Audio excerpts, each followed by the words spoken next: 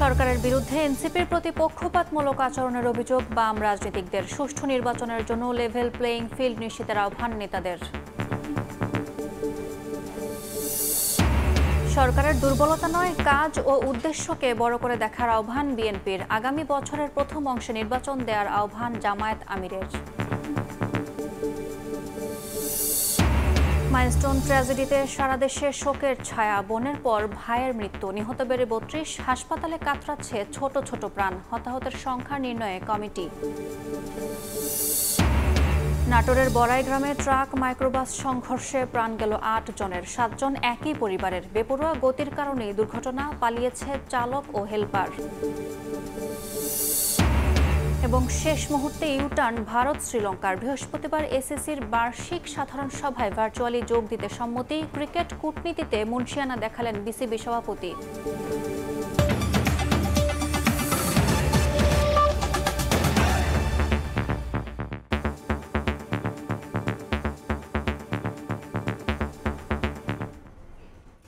প্রবাসীর সময় সঙ্গে আছে আমি ইয়াসমিন অনন্যা।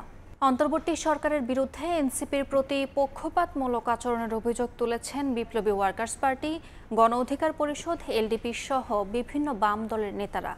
সুষ্ঠু নির্বাচনের জন্য লেভেল প্লেইং ফিল্ড নিশ্চিতের আহ্বান জানান তারা। ভোটের সুনির্দিষ্ট তারিখ ঘোষণা করলে চলমান সংকট কেটে যাবে বলেও মত তাদের। যমুনায় প্রধান উপদেষ্টার সঙ্গে ১৩টি রাজনৈতিক দলের বৈঠক শেষে কথা জানান রাজনীতিকরা। ফ্যাসিবাদ বিরোধী রাজনৈতিক ঐক্যকে আরও দৃশ্যমান করার আহ্বান জানিয়েছেন প্রধান উপদেষ্টা ডক্টর মোহাম্মদ ইউনূস।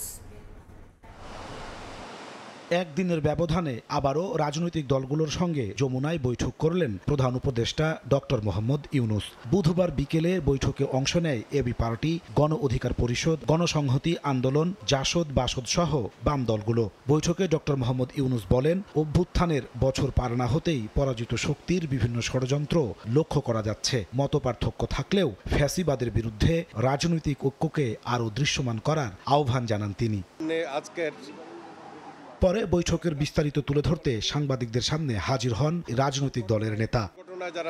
প্রত্যেকেই সরকারের নিরপেক্ষতা নিয়ে প্রশ্ন তোলেন। অভিযোগ করেন, এনসিপির প্রতি বিশেষ নজর দিচ্ছে সরকার, যে কারণে রাজনৈতিক বিভাজন বাড়ছে। সরকার নিরপেক্ষতা হারালে সুষ্ঠু নির্বাচন সম্ভব নয় জানিয়ে তারা সবার প্রতি সমান আচরণের দাবি তোলেন। সরকারের কর্মকাণ্ডে এবং ভূমিকায় দেখা গেছে যে তারা এনসিপির প্রতি একটু পক্ষপাত দুষ্ট ভূমিকা পালন করছে। আপনি কোনো রাজনৈতিক দলকে প্রোটোকল দিচ্ছেন, কোনো রাজনৈতিক দল সরকারি সুবিধা পাচ্ছে, আর আমরা অনেক রাজনৈতিক দল আছে, আমরা কোথাও যাচ্ছি, চলছি, ফিরছি, আমাদের কোনো সরকারের সেই ধরনের কোনো আমরা প্রোটোকলের কথা আমরা বলছি না। সরকারের ভূমিকায় যদি রাজনৈতিক দলগুলোর মধ্যে গুরুত্ব অগুরুত্ব নির্ধারিত হয়ে যায়, এটা অনেকের মধ্যে ক্ষোভ সৃষ্টি করছে এবং এটা ন্যূনতম জাতীয় ঐকমত্য রক্ষার ক্ষেত্রে একটা বাধা হয়ে দাঁড়াচ্ছে।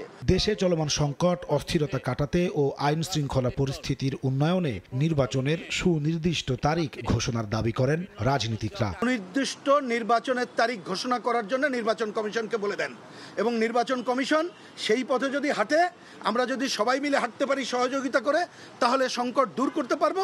সকল সংকটের অবসান ঘটবে যদি আপনি নির্বাচনের তারিখ ঘোষণা করেন এবং নির্বাচন নিয়ে নতুন কোনো চিন্তা না করেন। বাস্তবে একটা নিরপেক্ষ অবাধ নির্বাচনের পরিবেশ সরকারকে নিশ্চিত করতে হবে। রাজনৈতিক বিভাজন তৈরি হলেও ফ্যাসিবাদ ঠেকানোর প্রশ্নে সবাই এক জানিয়ে নেতারা বলেন, ঐক্য ধরে রাখতে হলে সরকারকেই উদ্যোগী হতে হবে। নির্বাচনের একটা সুনির্দিষ্ট। নাজমুস সালেহী, সময় সংবাদ, ঢাকা। অন্তর্বর্তী সরকারের দুর্বলতাকে বড় করে না দেখে তাদের কাজ করার প্রক্রিয়া, উদ্দেশ্যকে বড় করে দেখা উচিত বলে মন্তব্য করেছেন বিএনপি মহাসচিব মির্জা ফখরুল ইসলাম আলমগীর। নির্বাচন বানচালের অপচেষ্টা থেকে ফ্যাসিস্ট শক্তি মাথাচাড়া দিয়ে উঠছে বলে জানান তিনি। এদিকে বিগত দিনে অর্থনীতি লুটেরাদের হাতে তুলে দেওয়া হয়েছিল বলে মন্তব্য করেন বিএনপি নেতা আমির খসরু মাহমুদ চৌধুরী। বুধবার সকালে রাজধানীর গুলশানে বিএনপি চেয়ারপারসনের কার্যালয়ে দলের মহাসচিব মির্জা ফখরুল ইসলাম আলমগীরের সঙ্গে সাক্ষাৎ করে ক্ষুদ্র নৃগোষ্ঠীর প্রতিনিধি দল। সাক্ষাৎ শেষে বিএনপি মহাসচিব সাংবাদিকদের বলেন, অন্তর্বর্তী সরকারের দুর্বলতাকে নয় বরং তাদের সদিচ্ছাকে বড় করে দেখা উচিত। ফেব্রুয়ারিতে ভোটের বিষয়ে আশাবাদী মির্জা ফখরুল মনে করেন, নির্বাচন নিয়ে সঠিক পথে এগোচ্ছে অন্তর্বর্তী সরকার। অন্তর্বর্তীকালীন সরকারের দুর্বলতাটাকে বড় করে না দেখে তাদের যে আপনার সদিচ্ছা, তাদের প্রক্রিয়া, সেটাকে বড় করে দেখা উচিত। আমরা তো প্রতিশ্রুতিবদ্ধ যে আমরা এই সরকারকে আপনার সব রকম সহযোগিতা প্রদান করব গণতন্ত্রের উত্তরণের জন্যে।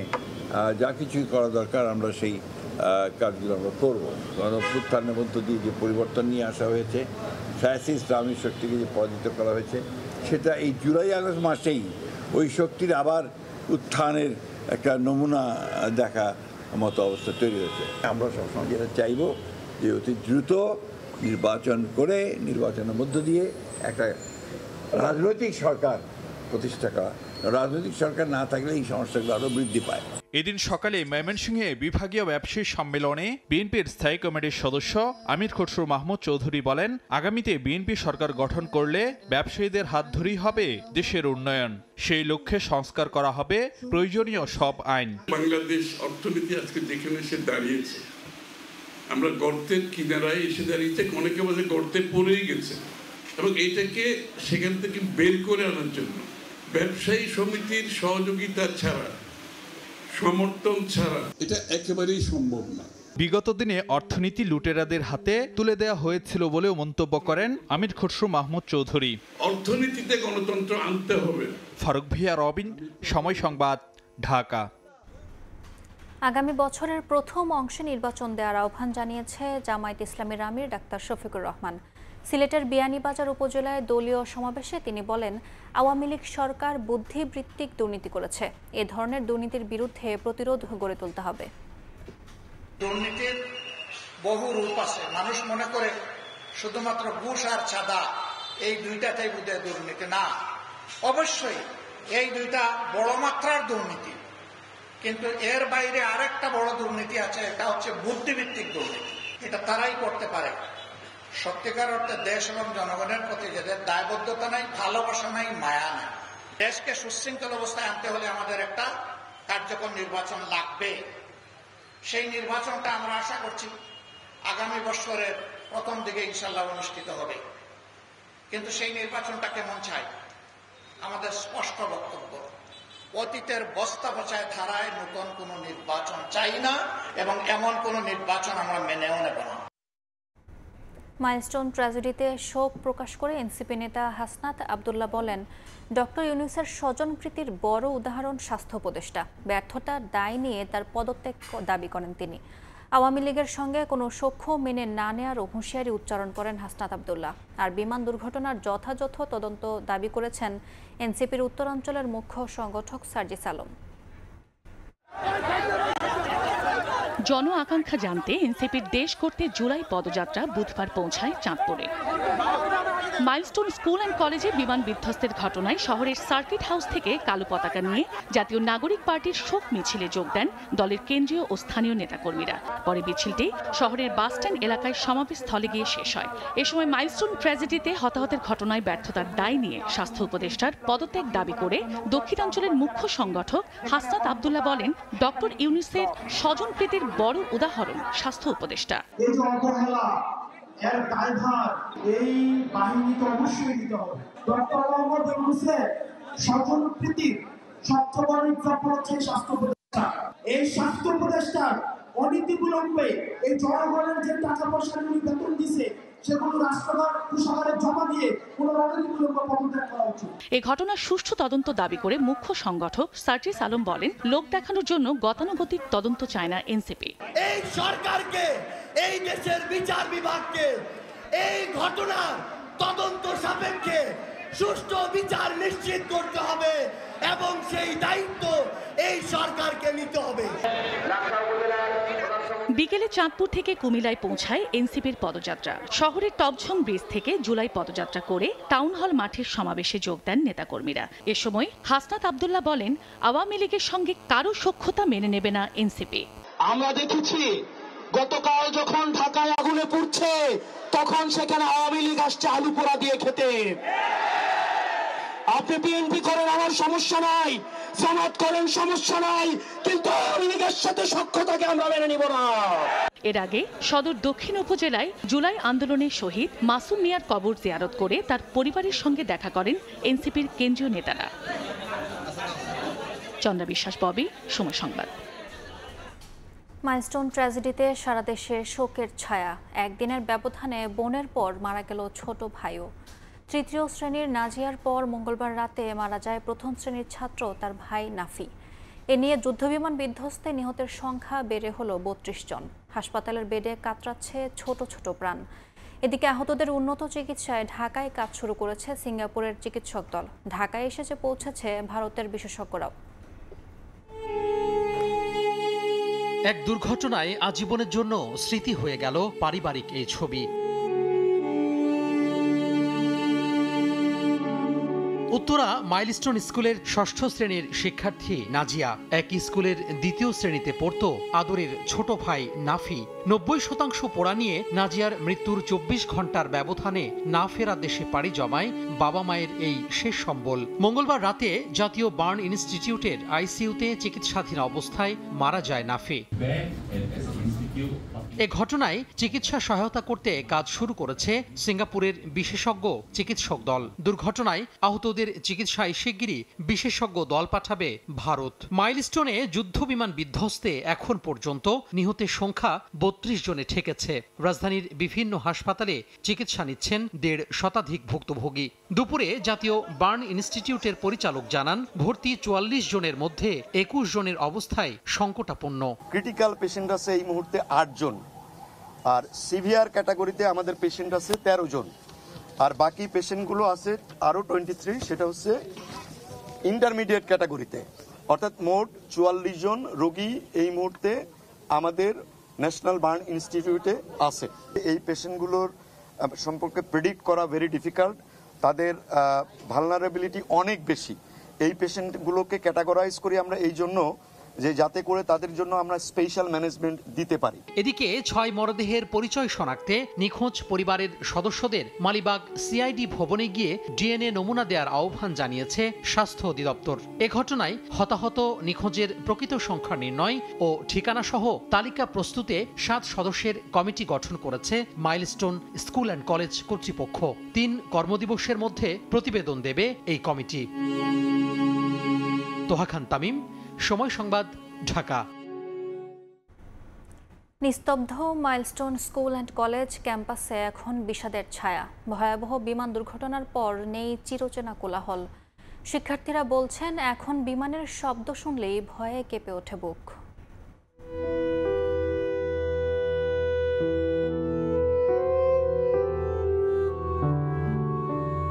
দুদিন আগেও যে ক্যাম্পাস ছিল কচিকাচাদের কোলাহলে মুখরিত, সেই প্রাঙ্গণে এখন কেবলই বিষাদের ছায়া। কত চেনা মুখ হারিয়ে গেছে কোনো এক অচেনা পথে। যেখানে বন্ধুদের সঙ্গে আর আড্ডা হবে না, একসঙ্গে খাওয়া হবে না টিফিন, জমানো গল্পগুলো রয়ে যাবে মনের গহীনে। এটুকুন বয়সে এত বড় বিয়োগের অঙ্ক কিভাবে মেলাবে কোমল হৃদয়গুলো? এত বড় একটা দুর্ঘটনা, কত মাস সন্তান সকালবেলা ফুলের কলি ফুটে ওঠার আগে ঝরে গেল। ওই দিন সারাদিনই কাঁদছি, তারপর সেকেন্ড দিনও কাঁদছি। মানে এই কথাটাই মনে হলো যে চোখের সামনে দেখছি বাচ্চাগুলো পড়তেছে। স্কুলে যাওয়ার সময় দেখলাম বাচ্চাগুলো দৌড়া যাইতেছে, আবার মাঝে মাঝে ওর সাথে দুষ্টামিও করতাম। এখানে দাঁড়ানো ছিলাম প্রায় ১.৫ ঘন্টার মতো, কোনো ছেলের খোঁজ পাচ্ছিলাম না। ১:৩০ থেকে ৪:৫টার সময় ছেলের খোঁজ পাচ্ছি। মানে ওরা তো ভিতরে দৌড়াদৌড়ি করতেছে, ওদের হেল্প করতেছে যেটুকু পারছে, যার কারণে খবর দেওয়ার সময়টুকু পায় না। একটা সময় যে ক্যাম্পাসের আনন্দের গল্পগুলো ছিল গর্বের, আজ তা শুধুই বিষাদের। যে বিমানের শব্দে আকাশের দিকে তাকিয়ে উচ্ছ্বাসে ফেটে পড়তো, আজ সে শব্দ কেবলই ভয়ের। হঠাৎ করে দেখলাম একটা বিস্ফোরণের আওয়াজ, বিকট বিস্ফোরণ। আমার মতে মনে হয়েছিল কোনো একটা মিসাইল টিসাইল পড়েছে ভিতরে। আমাদের স্যার ক্লাসে ফ্লোরে পড়ে যায়, ওনার কোঠা থেকে সামনের দিকে তাকায় দেখি আগুন জ্বলতেছে। তাড়াহুড়ো করে নিচের দিকে নামি তো গিয়ে স্পটেই দেখি আমার সামনে 3টা লাশ। আমার মা অনেক কান্না করছিল, আমার বোনরা অনেক কান্না করছিল। যদি ওই জায়গায় আজকে আমি হতাম বা আমার বোন হতো, সে যদি আজকে মারা যেত তাহলে কি হতো? এমন জোরে একটা আওয়াজ শুনছি, তারপরে এমন কালো ধোয়া, তারপরে মনে করছিলাম বিমান ক্র্যাশ করছে। আবারও হয়তো ফিরবে কচি প্রাণেরা এই প্রাঙ্গণে। দেয়াল জুড়ে খেলে উঠবে রং তুলি, হেসে উঠবে ফুলেরা। কিন্তু যেই ক্ষত তৈরি হলো মাইলস্টোন স্কুল ক্যাম্পাস জুড়ে, কি করে মিটবে সে শূন্যতা? মনির হোসাইন, সময় সংবাদ, ঢাকা। কি ঘটেছিল সেদিন মাইলস্টোন স্কুলে? শিক্ষক বা শিক্ষার্থীরা ছিলেন কতজন? ছুটির ঠিক কত মিনিট পর স্কুল থেকে বেরিয়ে যাওয়ার সুযোগ পায় সৌভাগ্যবানরা? সেসব প্রশ্নের উত্তর খুঁজেছেন শফিকুজ্জামান রুবেল।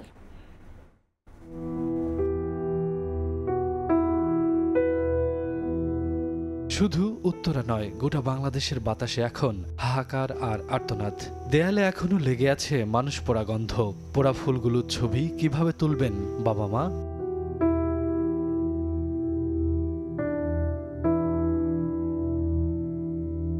কোনো যুদ্ধক্ষেত্র নয়, তবে ধ্বংসযজ্ঞ দেখে যুদ্ধকেও হার মানিয়েছে মাইলস্টোন।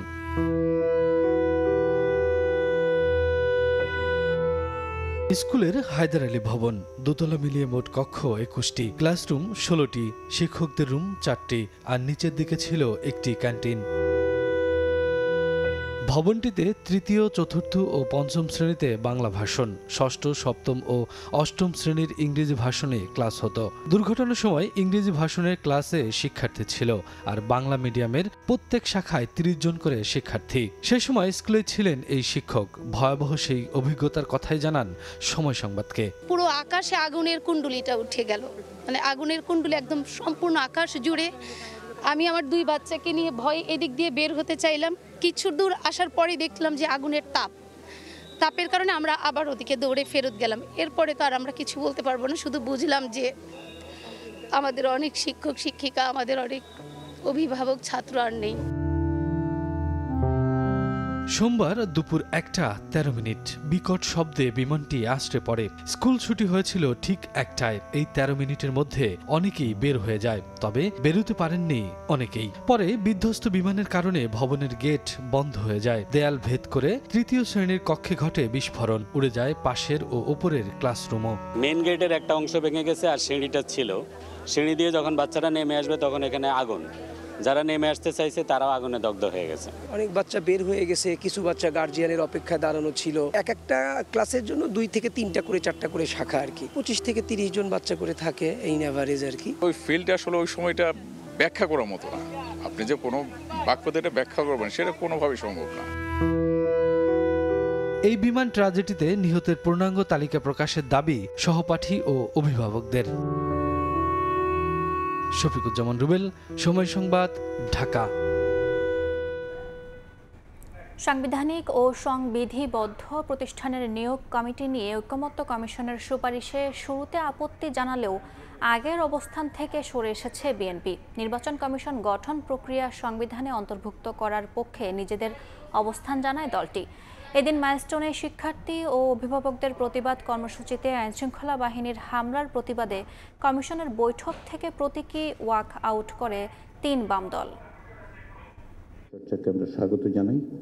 সাংবিধানিক এবং সংবিধিবদ্ধ প্রতিষ্ঠান নির্বাচন কমিশন, সরকারি কর্ম কমিশন, মহা হিসাব নিরীক্ষক ও নিয়ন্ত্রক, দুর্নীতি দমন কমিশন কিংবা ন্যায়পাল নিয়োগের বিধান কেমন হবে তা নিয়ে জাতীয় ঐকমত্য কমিশনের প্রস্তাবের ওপর সংলাপে বসে রাজনৈতিক দলগুলো।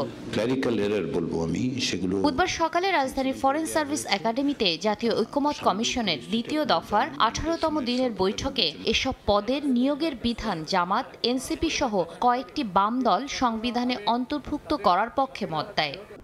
স্বাস্থ্য পরীক্ষার জন্য এভারকেয়ার হাসপাতালে নেওয়া হচ্ছে বিএনপি চেয়ারপারসন বেগম খালেদা জিয়াকে। এই মুহূর্তে গুলশানে আছেন রিপোর্টার ধ্রুব ব্যানার্জি, সরাসরি যাচ্ছে তার কাছে।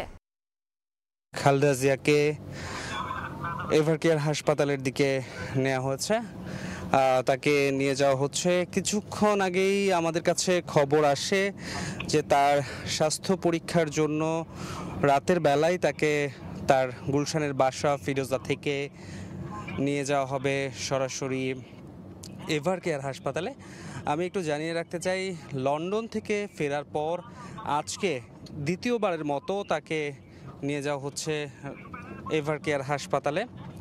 আমি আজকে এখানে আসার পরই যেটা লক্ষ্য করি, এখানে আইনশৃঙ্খলা বাহিনীর উপস্থিতি লক্ষ্য করি, গণমাধ্যম কর্মীদের উপস্থিতি লক্ষ্য করি। ঠিক তারপরই কিন্তু বেগম জিয়াকে এখানে কিছুক্ষণ আগে 5 মিনিট হয়েছে, 5 মিনিট আগে তাকে তার বাসা থেকে বের করা হয় এবং বের করে মূলত নিয়ে যাওয়া হচ্ছে এখন এভারকেয়ার হাসপাতালের উদ্দেশ্যে। আমরা মূলত তার যাত্রাপথের সঙ্গী হয়েছি, যাত্রাপথেই আমরা যাচ্ছি তার সঙ্গে, এবং তার যে ব্যক্তিগত চিকিৎসক তার পক্ষ থেকে কিন্তু জানানো হয়েছে আজকে তার বিশেষ কিছু স্বাস্থ্যের পরীক্ষা করা হবে এবং পরীক্ষা করে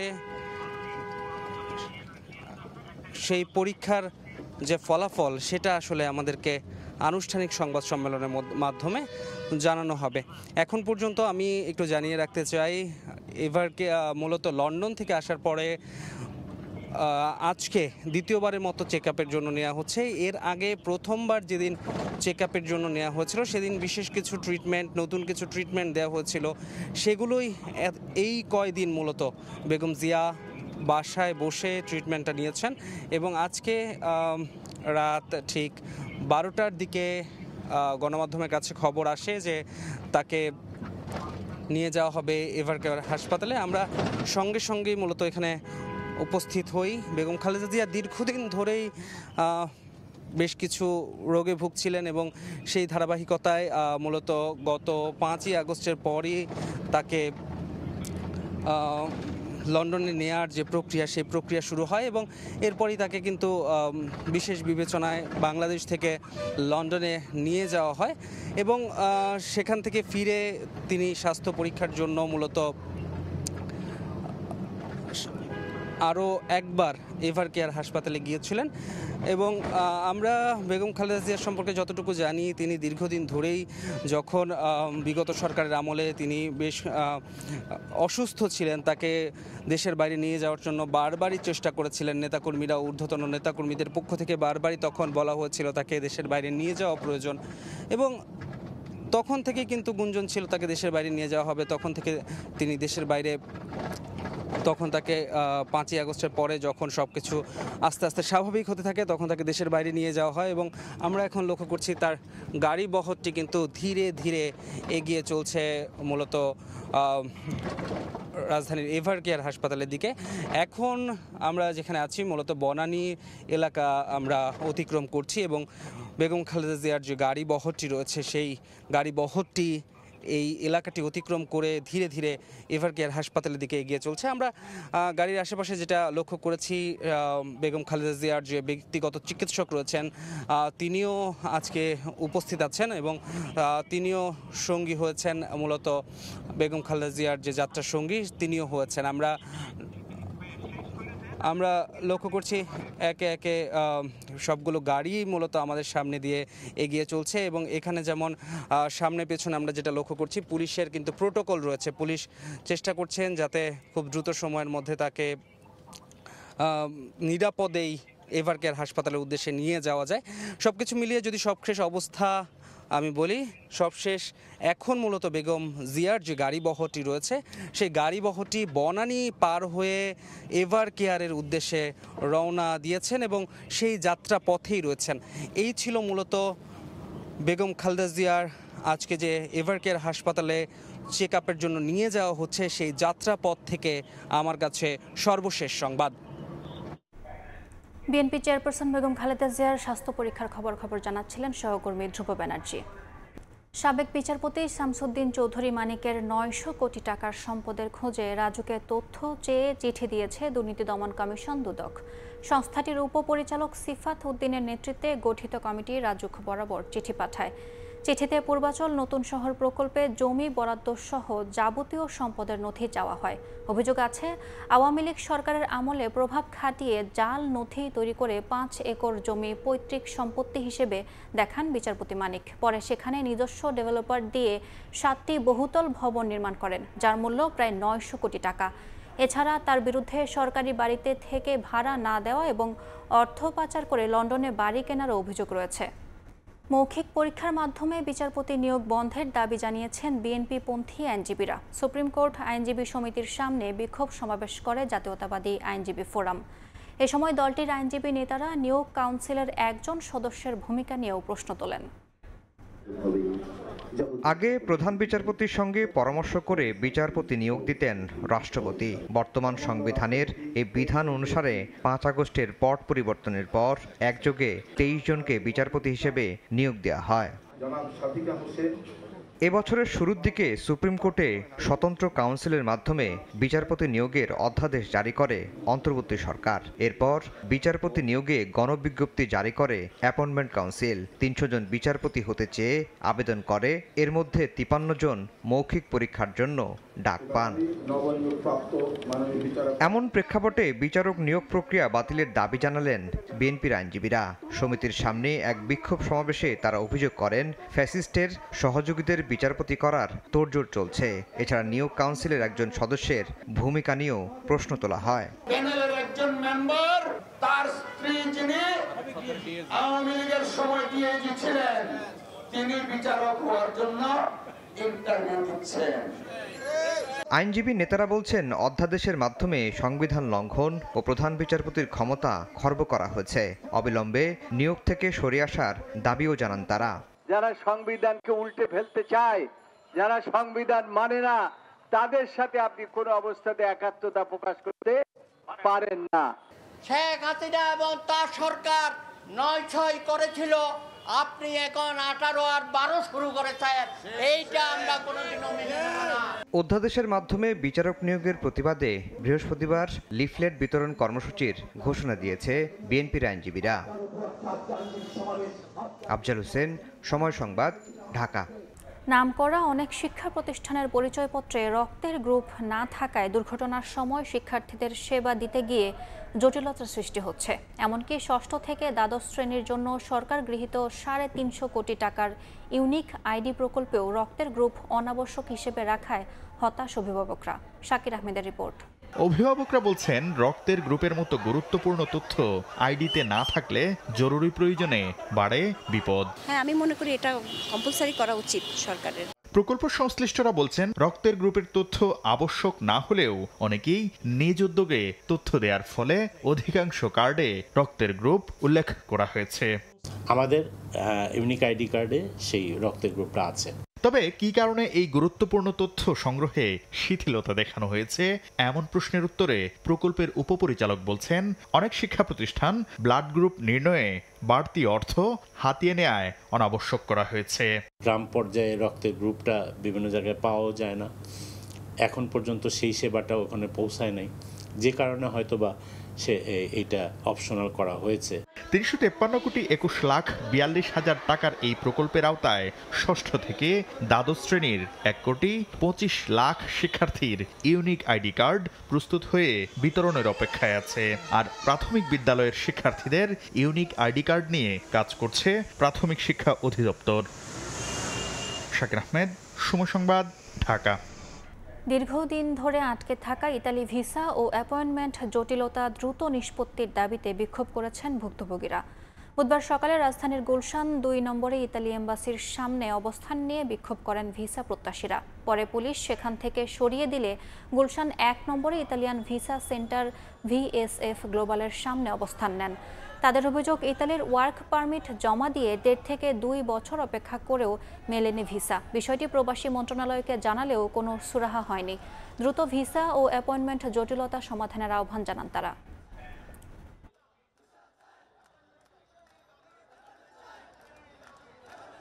আজকে প্রায় ১.৫ বছরের মতন এখন পর্যন্ত আমাকে কোনো অ্যাপার্টমেন্ট দিতেছে না। যদি কাগজটা অরিজিনাল থাকে আমাদের ভিসা দিক, আর যদি অরিজিনাল না থাকে ভাই আমাদের রিজেক্ট করে দিক, আমরা ভিসা চাই না। আমি কুয়েত থেকে চাকরি ছাইরা এসে আমি BFS এ জমা দিয়েছি আগস্টের ১৪ তারিখে ২৩ সালে। সেই পাসপোর্ট আমার আজও পর্যন্ত কোনো সুরাহা হয়নি। যুক্তরাষ্ট্র থেকে ২৫ লাখ মেট্রিক টন গম কেনার সিদ্ধান্ত নিয়েছে সরকার। এসব উদ্যোগের ফলে ট্রাম্প প্রশাসনের আরোপিত শুল্ক কমবে বলে আশা অর্থ উপদেষ্টার। বুধবার বিকেলে সরকারি ক্রয় সংক্রান্ত উপদেষ্টা পরিষদ কমিটির সভা শেষে অর্থ উপদেষ্টা বলেন, এতে সরকারের আমদানিতে বৈচিত্র্য আসবে। এদিকে ট্রাম্পের শুল্ক আরোপের বিষয়ে USTR এর সঙ্গে আবারও আলোচনা করতে চলতি মাসেই বাণিজ্য উপদেষ্টা যুক্তরাষ্ট্র যাবেন জানিয়েছেন সালেউদ্দিন আহমেদ। আশা করা যায় শুল্ক হার কমাবে ট্রাম্প প্রশাসন। উপদেষ্টা পরিষদ কমিটির সভায় গম ছাড়াও সার, LNG আমদানি সংক্রান্ত বেশ কয়েকটি প্রস্তাব অনুমোদন দেওয়া হয়েছে। 2.5 মিলিয়ন বোধহয় টনের গম ইউএসএ থেকে আনার জন্য আমরা অনুমোদন করেছি। ইউএসএ থেকে আনার একটা আমাদের সেটা হলো রেশনালটা, যুক্তিটা হলো আমরা একটু চাচ্ছি ডাইভার্সিফাই করতে। কারণ অনেক সময় দেখা যায় যে আমরা যেই ব্লক থেকে আনি, রাশিয়ান ব্লক, ইউক্রেন ব্লক, সেখানে একটু আনসার্টেনিটি দেখা গেছে, সেখানে ব্ল্যাক সির ব্যাপার এখন কিন্তু ঝামেলা হবে। আমাদের নেগোসিয়েশনের জন্য আমাদের কিছু আনতে হবে, ট্রেড ডেফিসিটটা কমাবার জন্য এটা সহায়ক হবে আমাদের। একদিকে ডেলিভারির সুবিধার্থে বন্দর থেকে একে একে পণ্য পাঠানো হচ্ছে বেসরকারি অফডকে, অন্যদিকে কোনো রকম আলোচনা ছাড়াই অফডকগুলো আমদানি রফতানি পণ্য হ্যান্ডেলিং চার্জ 30 থেকে প্রকারভেদে 63% বাড়িয়ে দিচ্ছে বলে অভিযোগ ব্যবসায়ীদের। ট্রাম্পের শুল্ক হারের পাশাপাশি অফডকের চার্জ বাড়তে থাকলে তৈরি পোশাক সবচেয়ে বেশি বিপর্যয়ের পড়ার শঙ্কা বিজিএমইএর। শাখাউদ্দিপুর ক্যামেরায় বিস্তারিত জানাচ্ছেন কমল দে। বেসরকারি অফডকগুলোতে বর্তমানে 20 ফুট সাইজের একটি কন্টেনারের স্টাফিং প্যাকেজ 6187 টাকা এবং 40 ফুট সাইজের জন্য 8250 টাকা আদায় হলো প্রস্তাবিত বাড়তি দরতা 9900 এবং 13200 টাকায় গিয়ে দাঁড়াচ্ছে। একইভাবে বন্দর হয়ে অফডকের কন্টেনার পরিবহন খরচ 20 ফুট সাইজের জন্য 1500 এবং 40 ফুট সাইজের 3000 টাকা থেকে বাড়িয়ে 2500 ও 5000 টাকা নির্ধারণ করা হচ্ছে। অফডকগুলো গত 3 বছরের ব্যবধানে তাদের সেবার চার্জ বাড়াচ্ছে। এক্ষেত্রে চার্জ যেন যৌক্তিক হয় এবং আলোচনা সাপেক্ষে বাস্তবায়ন করা হয় সে কথা বলছেন স্টেক হোল্ডাররা। এই অবস্থায় অফডককে চার্জ বাড়ালে প্রভাব পড়বে দেশের আমদানি রপ্তানি বাণিজ্যে। ট্যারিফ বাড়াবার জন্য একটা কমিটি মিটিং হলো কিছুদিন আগে, এখন যদি বিগটাও বাড়ে তাহলে আমার মনে হয় যে বাংলাদেশের যারা ব্যবসায়ী যারা আছে তারা আসলে ব্যবসা করাটা খুব কঠিন হয়ে যায়। বৃহৎ স্বার্থে এটা কিন্তু এই বিদ্যার এই সিদ্ধান্ত আমরা কোনো অবস্থায় মেনে নিতে পারি না। সবশেষ 2021 সালের নভেম্বরে জ্বালানি তেলের দাম বেড়ে যাওয়ার কথা উল্লেখ করে কন্টেনার উঠানামা সহ সব ধরনের কাজে 23% চার্জ বাড়িয়ে দিয়েছিল অফডক মালিকদের সংগঠন বিগডা। আমরা আসলে অ্যাকোমোডেট করতে পারছি না আমাদের পরিচালন ব্যয়ের সাথে, সুতরাং স্বাভাবিকভাবেই বিগডার যে অন্তর্ভুক্ত ডিপোগুলো আছে তাদেরকে কিন্তু রেট অ্যাডজাস্ট করতে হচ্ছে। এদিকে স্টেক হোল্ডারদের সঙ্গে আলোচনা করেই বাড়তি চার্জ কার্যকর করতে বিগডার প্রতি নির্দেশনা দিয়েছে চট্টগ্রাম বন্দর কর্তৃপক্ষ। অফডক কর্তৃপক্ষ তাদের চার্জ বাড়ানো বা কমানো না, এটাকে একটা জাস্টিফিকেশন, এটা একটা যৌক্তিকীকরণ তারা করতেই পারে। 2024-25 অর্থ বছরে 7,77,000 রপ্তানি এবং 2,65,000 আমদানি কন্টেনার উঠানামা করেছে বেসরকারি অফডকগুলোতে। কমল দে, সময় সংবাদ, চট্টগ্রাম। গাজায় 21 মাসের বেশি সময় ধরে চলা সংঘাতে অপুষ্টিতে ভুগে মৃত্যু হয়েছে 101 জনের। এদের মধ্যে 80 জনই শিশু। অনাহারে জ্ঞান হারাচ্ছেন জাতিসংঘের কর্মীরাও। বিবিসির এক প্রতিবেদনে উঠে এসেছে এমন চাঞ্চল্যকর তথ্য। ত্রাণ সংগ্রহে যাওয়া ফিলিস্তিনিদের হত্যা বন্ধ করতে আইডিএফকে হুঁশিয়ারি দিয়েছে ইইউ। দখলদার বাহিনীর হামলায় গাজায় একদিনে প্রাণ হারিয়েছেন 81 জন। স্থানীয় সময় মঙ্গলবার গাজা জুড়ে বর্বরোচিত হামলা চালায় ইসরায়েলি সেনারা। এতে প্রাণ হারান অর্ধশতাধিক ফিলিস্তিনি। এদের মধ্যে বেশ কয়েকজন ছিলেন ত্রাণের সন্ধানে থাকা মানুষ। এক বিবৃতিতে বিষয়টি নিশ্চিত করে উপত্যকাটির স্বাস্থ্য মন্ত্রণালয়। গাজা উপত্যকায় ত্রাণ নিতে যাওয়া ফিলিস্তিনিদের লক্ষ্য করে ইসরায়েলি সেনাদের গুলি চালানো এবং হত্যা করা পুরোপুরি অগ্রহণযোগ্য উল্লেখ করে দেশটিকে সতর্কবার্তা দিয়েছে ইউরোপীয় ইউনিয়ন। মঙ্গলবার সামাজিক যোগাযোগ মাধ্যম এক্সের এক পোস্টে ইইউ এর পররাষ্ট্র নীতি বিভাগের প্রধান কাজা কালাস সতর্কবার্তা দিয়ে বলেন, আইডিএফকে অবশ্যই ত্রাণ সংগ্রহে যাওয়া ফিলিস্তিনিদের হত্যা বন্ধ করতে হবে, তা না হলে সব ধরনের বিকল্প জোটটির হাতে রয়েছে বলেও হুঁশিয়ারি দেন তিনি। শুধু ইসরায়েলের নির্বিচার হামলা নয়, তীব্র খাদ্য সংকটে ভুগছেন গাজার বাসিন্দারা। অনাহার অর্ধাহারে দিনের পর দিন কাটাতে হচ্ছে উপত্যকাটির অসহায় শিশুসহ নানা বয়সী মানুষকে। ফিলিপ লাজারিনি এক বিবৃতিতে বলেন, অনাহারে ও অবসাদের কারণে তাদের অনেক কর্মী ও চিকিৎসক কাজ করতে করতে জ্ঞান হারিয়ে ফেলছেন। গাজার পরিস্থিতিকে দুনিয়ার নরক আখ্যা দিয়ে তিনি বলেন, অবরুদ্ধ ফিলিস্তিনি ভূখণ্ডের কোথাও আর কোনো জায়গা নিরাপদ নেই। এ অবস্থায় নেতানিয়াহুর সরকারকে অপরাধী সংগঠন বলে তীব্র নিন্দা জানিয়েছেন ফরাসি বামপন্থী নেতা মেলছো। সামাজিক যোগাযোগ মাধ্যমের এক পোস্টে তিনি বলেন, ফিলিস্তিনি শিশুদের খুন, ক্ষুধার্ত রেখে মেরে ফেলার ঘটনা শুধুই ঘৃণা জাগায়। এই কার্যকলাপে যারা অংশ নেয়, সমর্থন করে, অস্বীকার করে মুখ ফিরিয়ে থাকে, তারা প্রত্যক্ষভাবে দায়ী বলেও অভিযোগ করেন তিনি। এদিকে ইসরায়েল ফিলিস্তিনিদের মানুষ বলে মনে করে না বলে জানিয়েছেন কাতারের পররাষ্ট্র মন্ত্রণালয়ের মুখপাত্র মজিদ আল আনসারি। এক সম্মেলনে তিনি বলেন, গাজায় ইসরায়েলের উন্মত্ত আচরণ গোটা মধ্যপ্রাচ্যকে হুমকির মুখে ফেলেছে। আঞ্চলিক সংঘাত ঠেকাতে ইসরায়েলকে আন্তর্জাতিক আইন মানতে বাধ্য করতে হবে বলেও মন্তব্য করেন তিনি। একই দিন বিক্ষোভে নামেন ইসরায়েলের রাজধানী তেল আবিবের বাসিন্দারা। এ সময় গাজার যুদ্ধ ও অনাহার বন্ধের দাবি জানান তারা। মৌসুমীর সাথী, সময় সংবাদ। প্রশান্ত, আর্কটিক, বাল্টিক মহাসাগর ও কাস্পিয়ান সাগরে একযোগে সামরিক মহড়া শুরু করেছে রাশিয়া। জুলাই স্টর্ম নামে এই বিশাল নৌ মহড়ায় অংশ নিচ্ছে 150টির বেশি যুদ্ধজাহাজ ও 15,000 সেনা।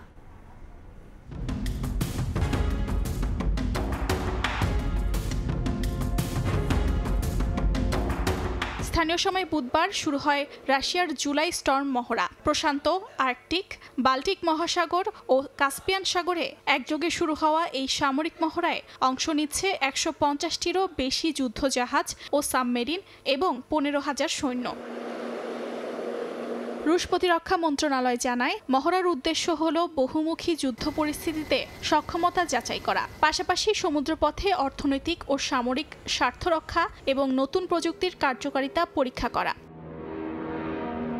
জুলাই স্টর্ম মহড়ায় ব্যবহৃত হচ্ছে আধুনিক অস্ত্রসজ্জা, দূরপাল্লার মিসাইল সিস্টেম, ড্রোন প্রতিরক্ষা ব্যবস্থা ও সাবমেরিন বিধ্বংসী প্রযুক্তি। নৌবাহিনীর প্রধান অ্যাডমিরাল আলেকজান্ডার ময়সিফ নিজে নেতৃত্ব দিচ্ছেন এই অভিযানে।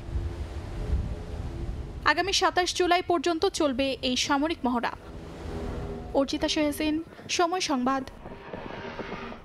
মাইলস্টোন স্কুল অ্যান্ড কলেজে যুদ্ধ বিমান বিধ্বস্তের ঘটনায় হতাহতদের জন্য বিশেষ দোয়ার আয়োজন করে মালদ্বীপের বাংলাদেশ দূতাবাস। নিহতদের আত্মার মাগফিরাত ও আহতদের সুস্থতা কামনা করা হয়। দোয়া অনুষ্ঠানে দূতাবাসের কর্মকর্তা কর্মচারী সহ উপস্থিত ছিলেন দেশটিতে কর্মরত প্রবাসী বাংলাদেশিরা। এর আগে রাষ্ট্রীয় শোক পালনের অংশ হিসেবে বাংলাদেশ দূতাবাস প্রাঙ্গণে জাতীয় পতাকা অর্ধনমিত রাখার পাশাপাশি দূতাবাসের কর্মকর্তা কর্মচারীরা কালো ব্যাজ ধারণ করেন।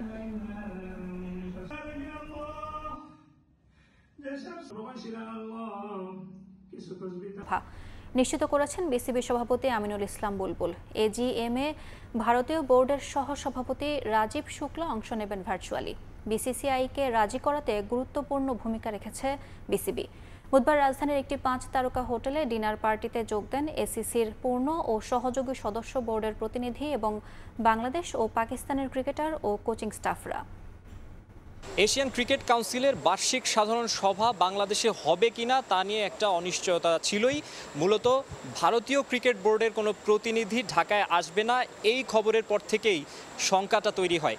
তবে শেষ মুহূর্তে নতুন আশার আলো দক্ষিণ এশিয়ার ক্রিকেটে। অবশেষে ভাঙল মান। এশিয়ান ক্রিকেট কাউন্সিলের বার্ষিক সাধারণ সভায় অংশ নিচ্ছে জায়ান্ট ভারত। সমস্যা ছিল এসিসির সভাপতি পাকিস্তান বোর্ডের চেয়ারম্যান মহসিন নাকভি, আবার মিটিংটা বাংলাদেশে। বর্তমানে কূটনৈতিকভাবে দু দেশের সঙ্গেই কিছুটা দূরত্ব ভারতের, কিন্তু শেষ পর্যন্ত সমস্ত কিছু পেছনে ফেলে জয় হলো ক্রিকেটের। এসিসির বহুল আলোচিত এজিএমে যোগ দিচ্ছে 27 দেশের বোর্ডই। যেহেতু আমরা বাংলাদেশে এসিসির এজিএমটা হোস্ট করছি, সো আমরা সেই দায়িত্বটা নিয়ে সকলের সাহায্যে আমরা সবাইকে রাজি করাতে পেরেছি ক্রিকেটের স্বার্থে। ঢাকার 5 তারকা হোটেলের এই ডিনার পার্টি এশিয়ান ক্রিকেটের জন্য ছিল মহা গুরুত্বপূর্ণ। এজিএম এর ভবিষ্যৎ যে জানা যাবে এই আয়োজন থেকেই সে আভাস ছিল। এতদিন এসিসির 3টি পূর্ণ সদস্য দেশ ভারত, শ্রীলঙ্কা আর আফগানিস্তানের অংশগ্রহণ নিয়ে অনিশ্চয়তা ছিল। 5টি পূর্ণ সদস্যের মধ্যে 3টিই না থাকলে কোরাম পূরণ না হওয়ায় এজিএম নিয়ে জটিলতা থাকত। কিন্তু ডিনার পার্টি থেকে এলো সুসংবাদ। আফগানিস্তান বোর্ডের প্রতিনিধি সশরীরে যোগ দিচ্ছেন, আর ভারতীয় ও শ্রীলঙ্কানরা অংশ নেবেন ভার্চুয়ালি। ইন্ডিয়া বলেছে অনলাইনে জয়েন করবে, শ্রীলঙ্কা জয়েন করবে, সো সব মিলিয়ে সবাই জয়েন করছে। মান বলে কিছু না, এটা ধরেন সবারই কিছু চাহিদা থাকে এবং সব কিছু জায়গাটায় ক্রিকেটের যখন ক্রিকেট আসে তখন সব কিছুই সবাই এগ্রি করে। সো আমি অ্যাজ এ হোস্ট বাংলাদেশ থেকে বলছি যে we are really grateful. BCCI সহ সভাপতি রাজীব শুক্লা জুমে জয়েন করবেন এজিএমে। পেহেলগাম কাণ্ডের পর থেকে মহসিন নাকভির পক্ষে রাজীব শুক্লা, রজার বিনিদের রাজি করানো একরকম অসম্ভবই। এক্ষেত্রে মুনশিয়ানা দেখিয়েছে বাংলাদেশ। বিসিবি সভাপতি আমিনুল ইসলাম বুলবুল নিয়মিত যোগাযোগ রেখেছেন বিসিসিআই সেক্রেটারি দেবজিৎ সাইকিয়ার সঙ্গে। আমি ডিটেল বলবো না এখানে, তবে আমি আজ বাংলাদেশের রিপ্রেজেন্টেটিভ হিসেবে আমি গর্ব করতে পারি আমরা যে কাজটা করেছি।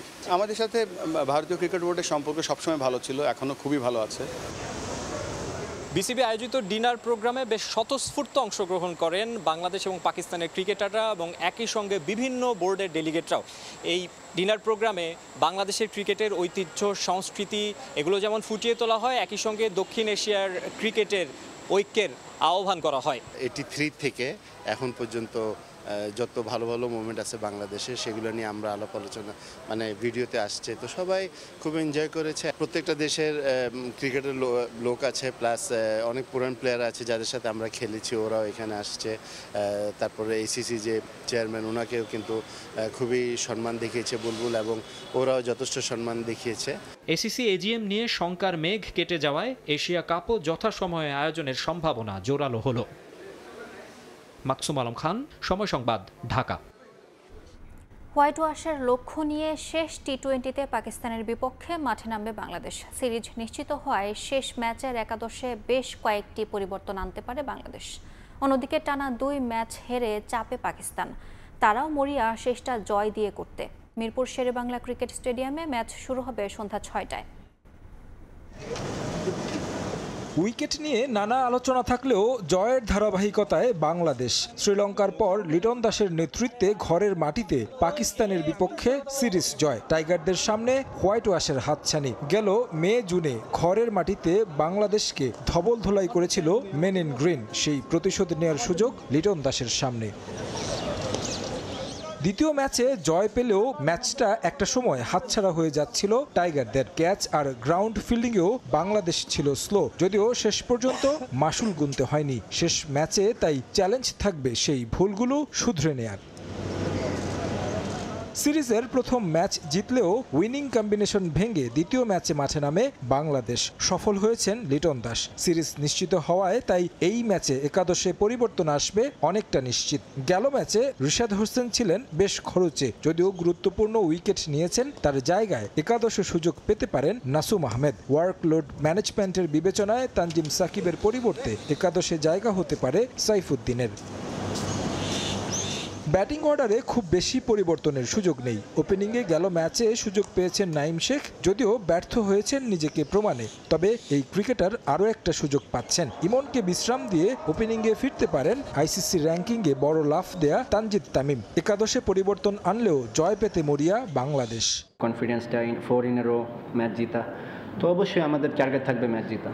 অন্যদিকে পাকিস্তানের সামনে হোয়াইট ওয়াশ এড়ানোর লড়াই। ACCর সভা করতে ঢাকায় PCB সভাপতি মহসিন নাকভি। তার সামনে নিশ্চয়ই চাইবে একটা জয় দিয়ে সিরিজ শেষ করতে। তারুণ্য নির্ভর দল নিয়ে নানা সমালোচনায় পাকিস্তান কন্ডিশনের বিবেচনা মানিয়ে খেলতে পারছে না ক্রিকেটাররা, এমন মন্তব্য করেছেন সাবেকরা।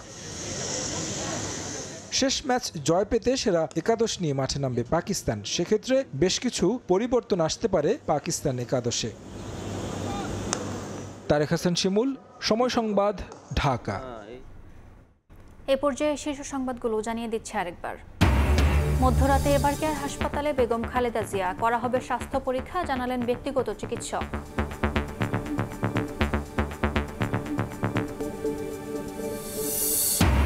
সরকারের বিরুদ্ধে এনসিপির প্রতি পক্ষপাতমূলক আচরণের অভিযোগ বাম রাজনীতিকদের। সুষ্ঠু নির্বাচনের জন্য লেভেল প্লেইং ফিল্ড নিশ্চিতের আহ্বান নেতাদের।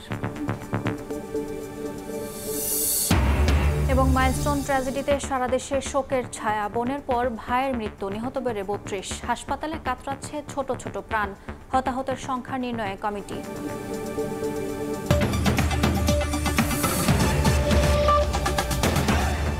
এই ছিল প্রবাসের সময়। সঙ্গে থাকুন সময়ের।